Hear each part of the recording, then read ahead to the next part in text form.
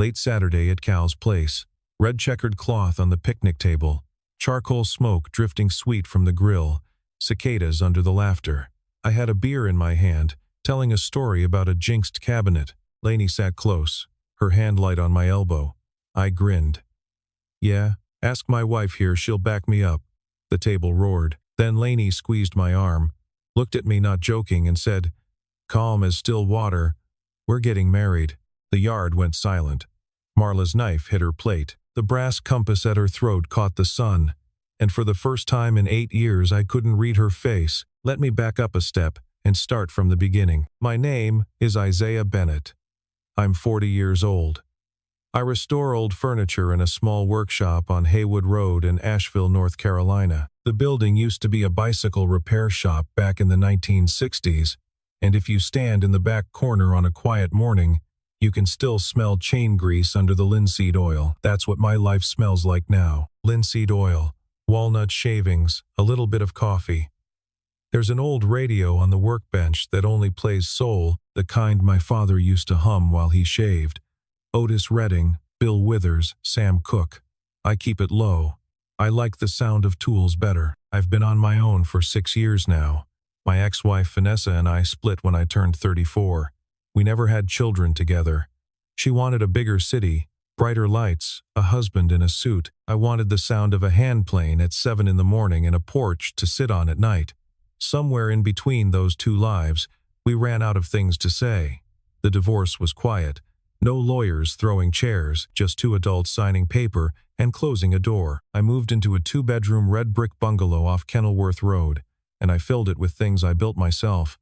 A dining table nobody eats at, a rocking chair on the porch, a bookshelf that leans on purpose because the wall does. Across the street from my shop, there's a letterpress studio with a green door. Delaney Whitmore runs it.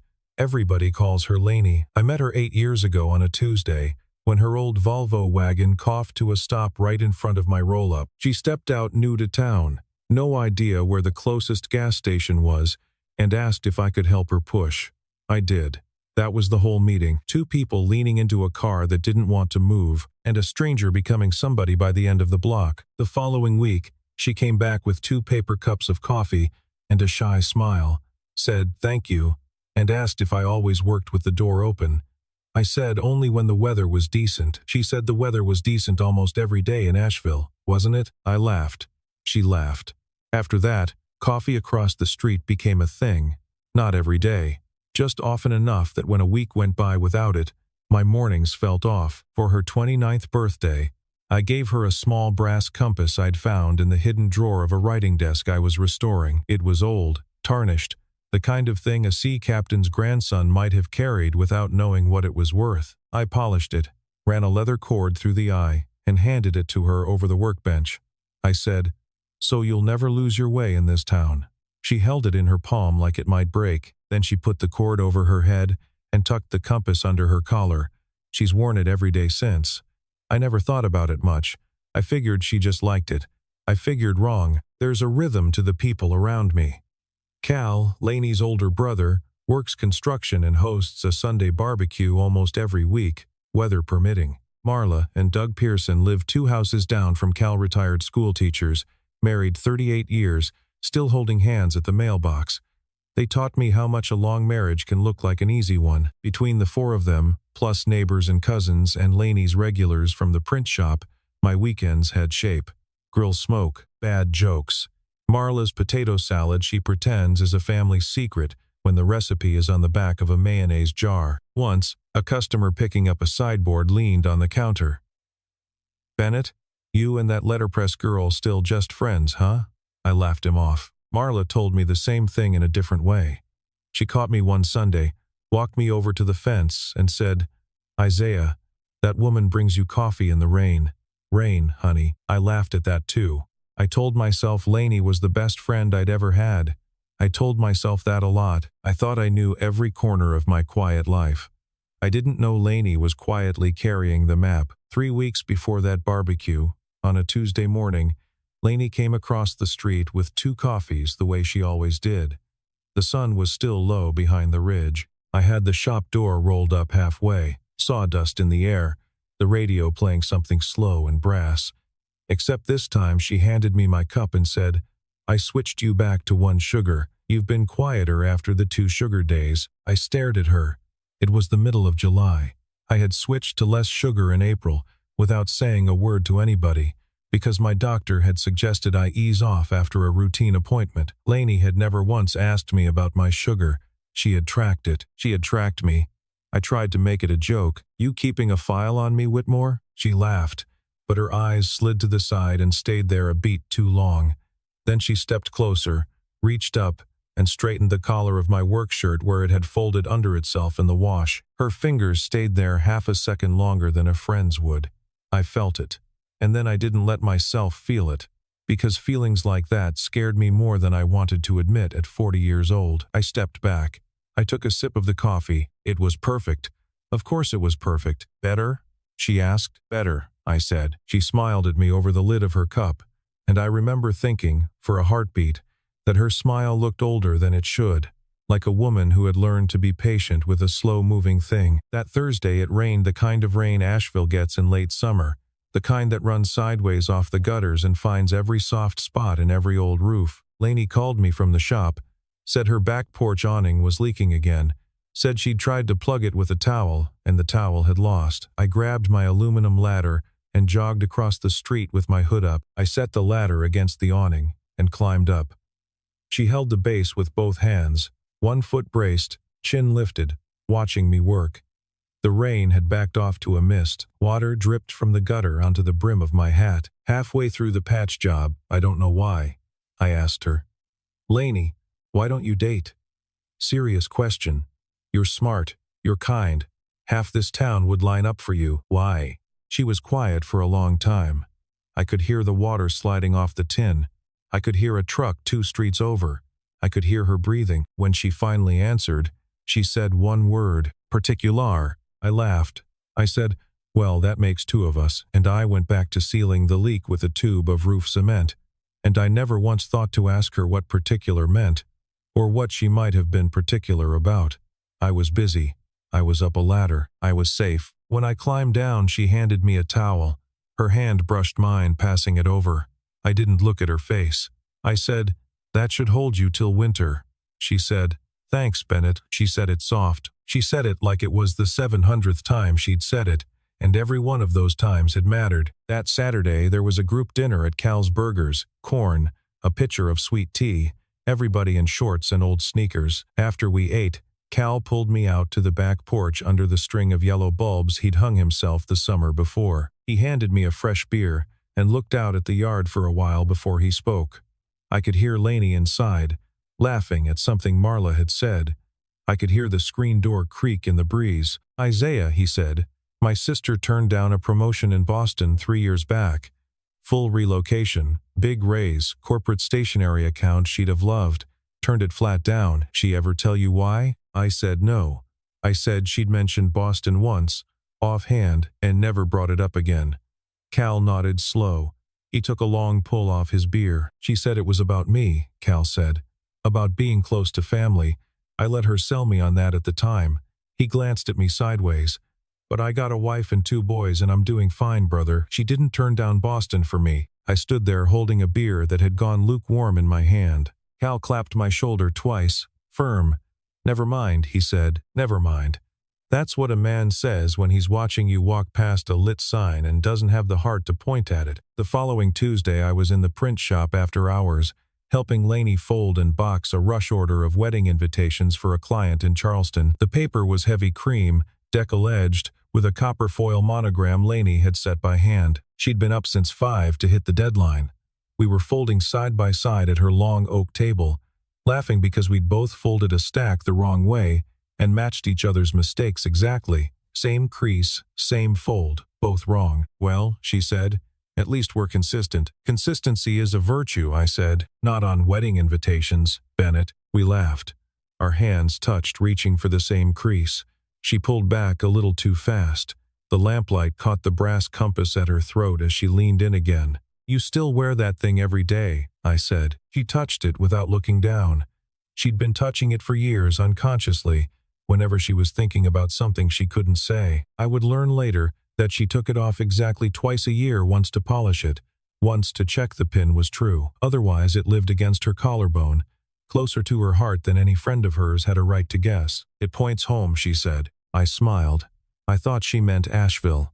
I thought she was being sentimental about the town, about her brother, about the print shop she'd built with her own hands over 4 hard years. I did not understand that night that she was standing 3 feet from home and looking me straight in the eye. I picked up another stack of invitations.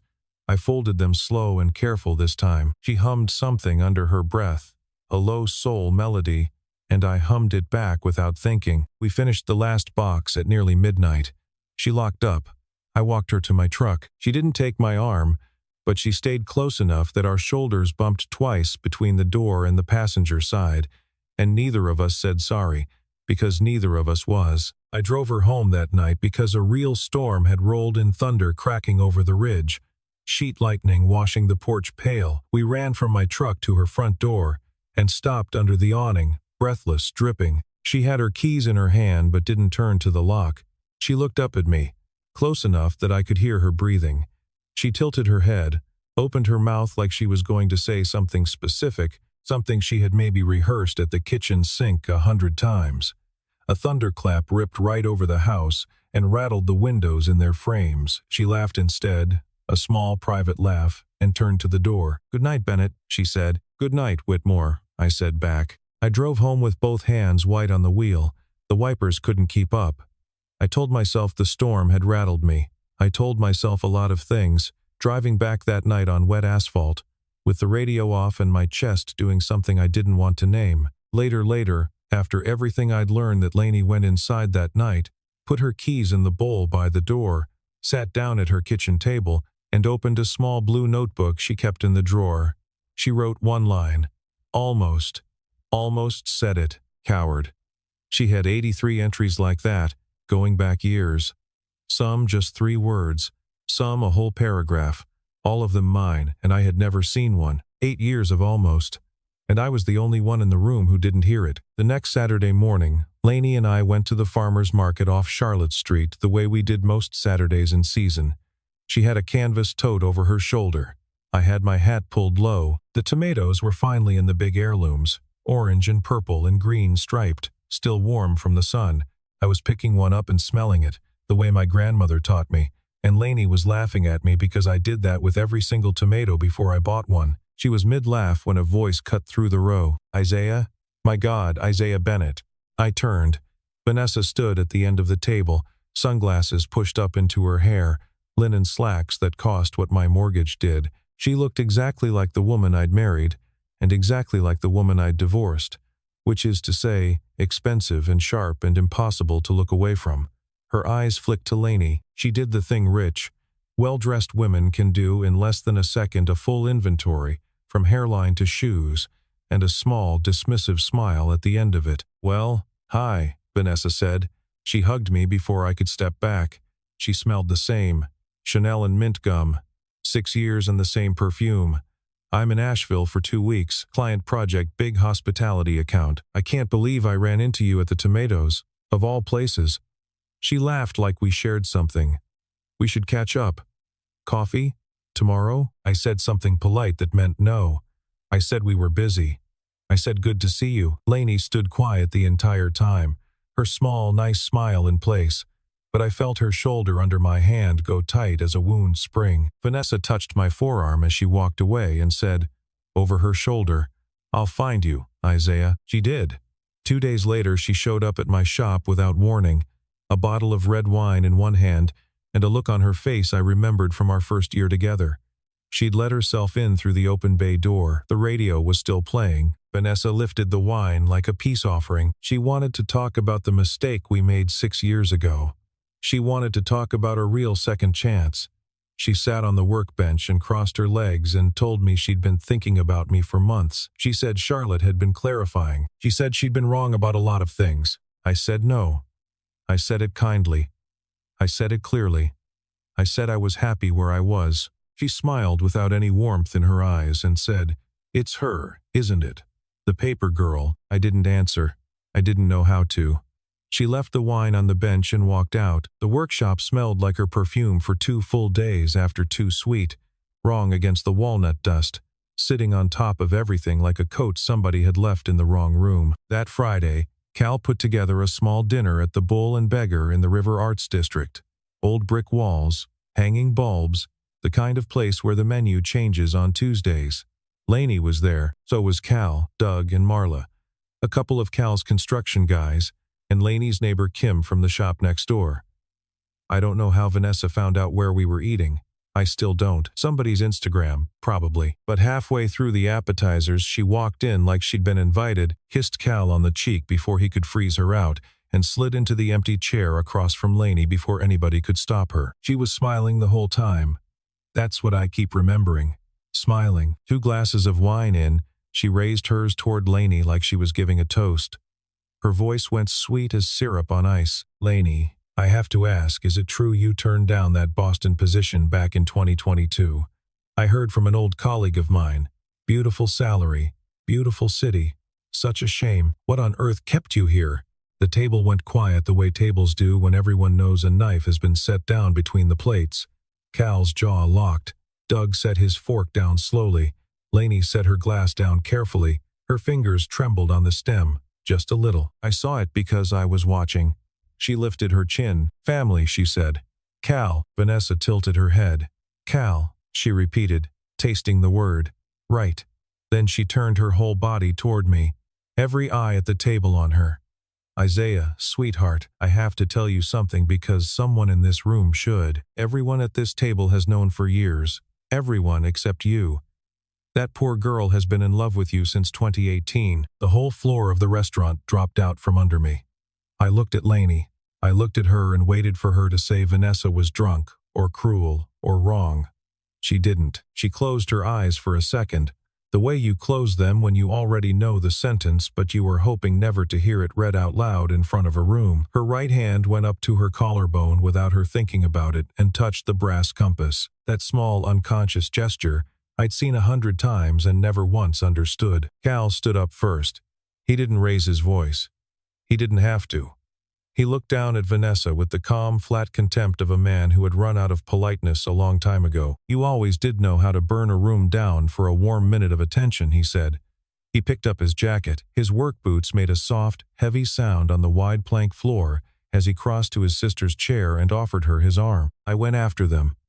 Out in the parking lot, the streetlights buzzing yellow, moths banging into the glass. Lainey was standing beside her old Volvo, with both arms wrapped around her elbows, holding herself together like she thought she might come apart if she let go. Cal saw me coming and stepped back to give us 10 feet.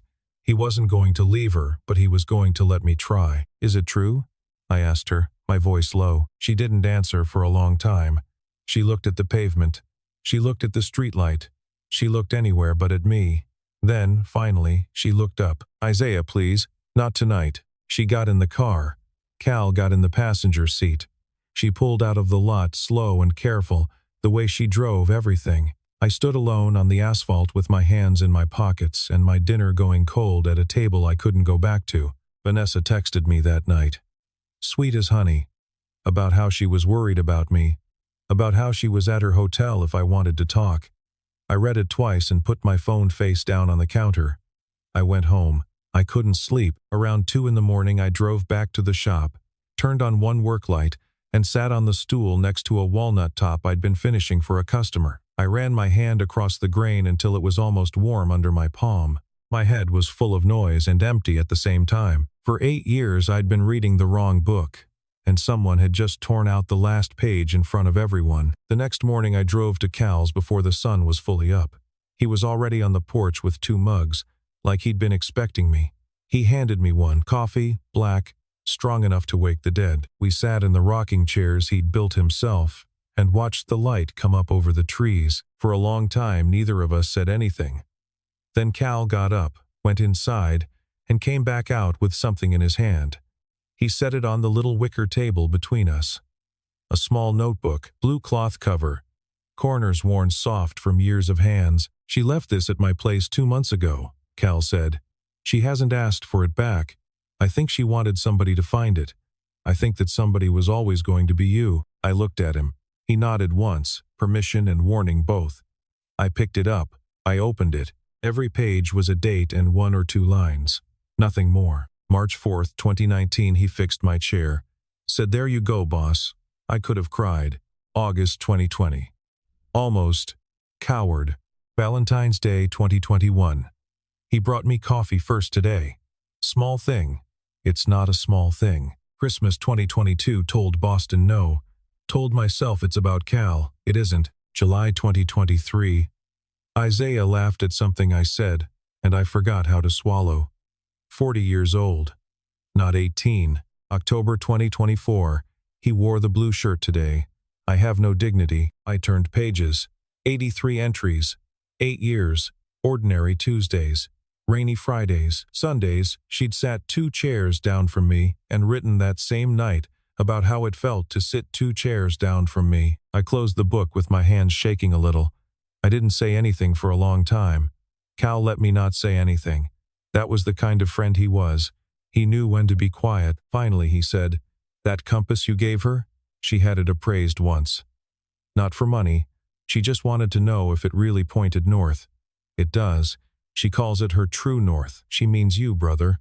She has always meant you." I sat there on Cal's porch until the coffee went cold in the mug. I wasn't shocked. That's the strange part.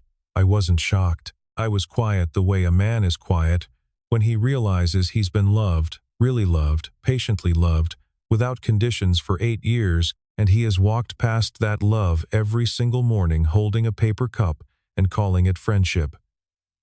My chest didn't hurt. It hummed. Like a tuning fork that had finally been struck true. I drove to the print shop that afternoon. The light was still on inside. Through the window I could see her at the press, wiping the rollers down for the day, black ink on her fingers up to the knuckles. I stood on the sidewalk for a full minute. Then I opened the door. The bell above it rang, the little brass one she'd bought at an estate sale 2 summers ago. She looked up. She didn't run. She didn't hide. She just set the rag down slowly, like whatever came next she was going to face standing up. "I read some pages," I said. "Cal showed me. I'm sorry.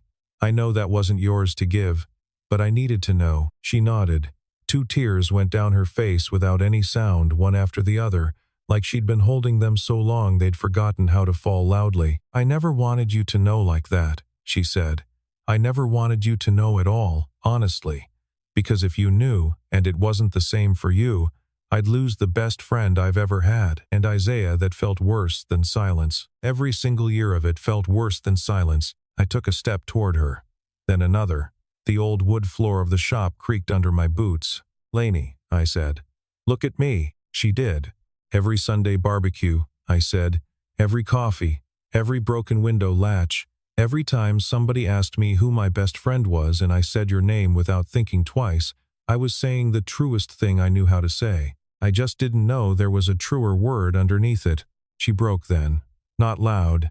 Just her whole body letting out a breath she'd been holding since 2018. I reached across the space between us and took her hand. Ink smudged onto my palm and I didn't care. I felt the tremor in her fingers ease. I put my other hand on the side of her face. She leaned into it. She had ink on her cheek where she'd wiped a tear.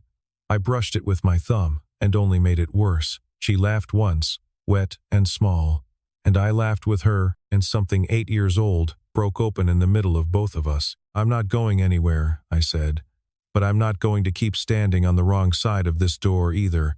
Come to dinner with me, not as friends. Friday." She nodded. She couldn't speak yet. She nodded twice, then a third time, like she was making sure her body agreed with her mouth. Behind us, the wall clock ticked louder than any clock should. The whole shop smelled of fresh ink and old paper, and the cold last inch of her forgotten coffee. Outside on Haywood Road, a car went by slow, tires wet from a light rain. Somewhere down the block, someone was practicing a saxophone through an open window. The world kept moving, but right there, at that oak layout table, something in the middle of my life clicked into place with a small, real sound. I chose her.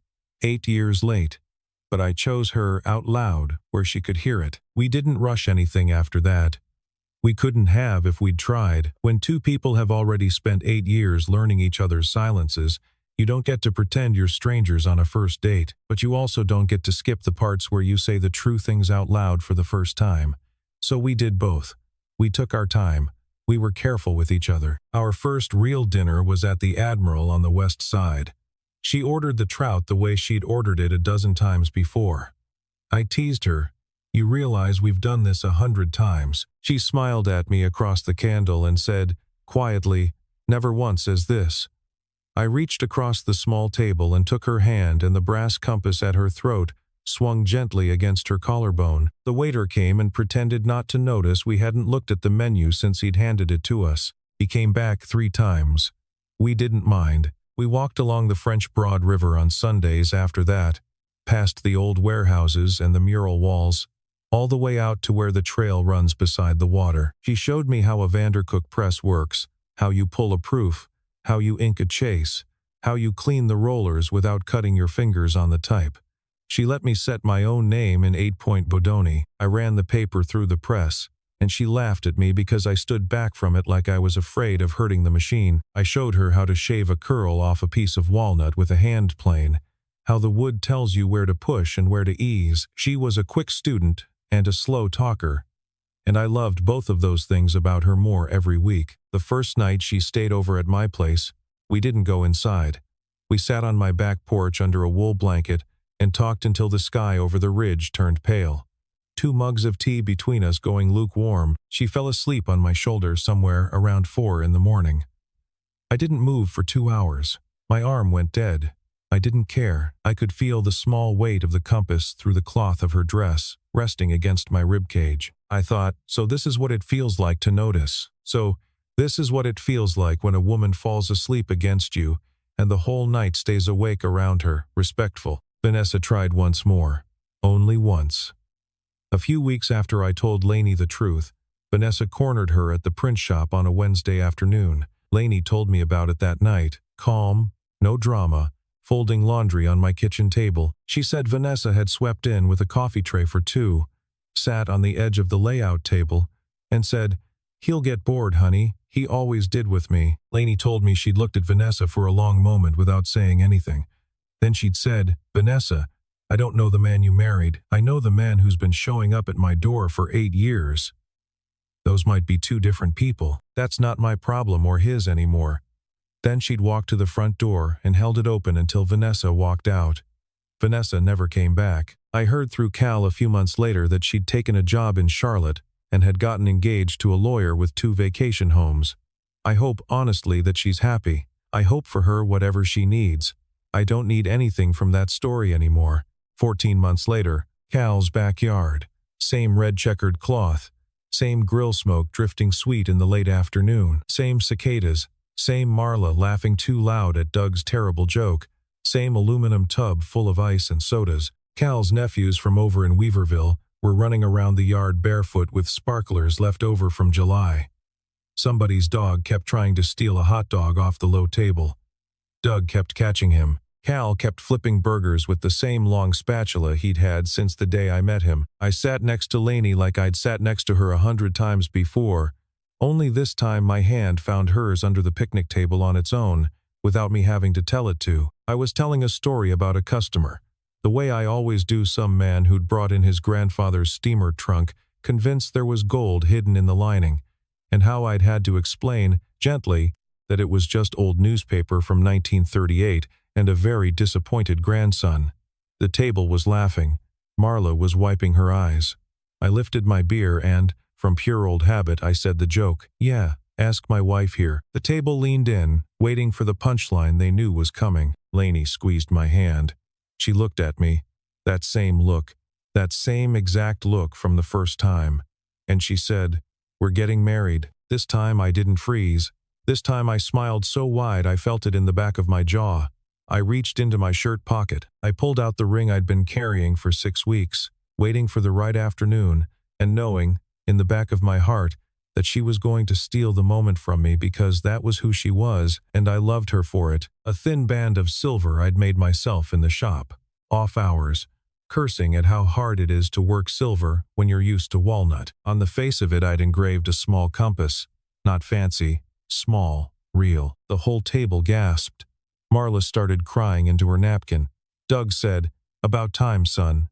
Cal nodded once at me, eyes red, and lifted his beer. One of the nephews yelled, "Uncle Isaiah, are you getting married?" And Cal said, "Looks that way, buddy." Lainey slid the ring on. It fit. I'd sized it against a cord I'd measured off her finger one morning while she was asleep on my shoulder. The brass compass at her throat swung and touched the silver one on her finger, with the smallest metallic tick you'd have to be very close to hear. I was very close. I heard it. I heard it the way you hear a good clock start again after years of thinking it was broken. She leaned across the picnic bench and kissed me, quiet, in front of everybody. Cal pretended to check the grill. Doug squeezed my shoulder without saying a word. That was how the two of them said, "Congratulations, 38 years married." Squeeze the shoulder. Let the moment be the moment. Some love stories are lightning. Ours was sunlight. Slow. Steady. Impossible to notice until you realize you've been warm for years. 8 years to hear one sentence. Every second of it was worth the wait. I'm sitting in my workshop tonight. Walnut under my hands. The yellow bench light on. The radio playing something slow. I'm carving the compass rose into a wooden sign for the new front of our print shop. Bennett and Whitmore, Est, 2018. That's the year she moved to town, not the year we got married. She insisted. She said that was the year we really started, whether either of us had the words for it yet. I'm thinking about 8 years of quiet. About every morning she crossed the street with 2 coffees in her hands. About every time I said my best friend without knowing I was saying something much bigger. I'm thinking about Marla and Doug and Cal, and all the people around us who saw it first and stood back and waited, kindly, for us to catch up. I'm thinking about a small blue notebook sitting on a nightstand in a house that used to be hers alone and is now ours together, and I am grateful, every day, that she kept writing when I could not read. The loudest love in my life never raised its voice. It just showed up. Every single day. Until I finally looked up and saw where the needle had been pointing all along. So, let me ask you 2 things before we go. Has there ever been someone in your life who loved you quietly for years, and you almost missed it? And if you had a true north person in your life today, would you have the courage to say it out loud before 8 years pass? If this story moved you, hit that like button. It tells YouTube to bring stories like this to more people who need them. Subscribe for a new slow burn story every week, and drop a comment below. Tell me about your Lainey or your Isaiah. I read every one. I'll see you in the next story.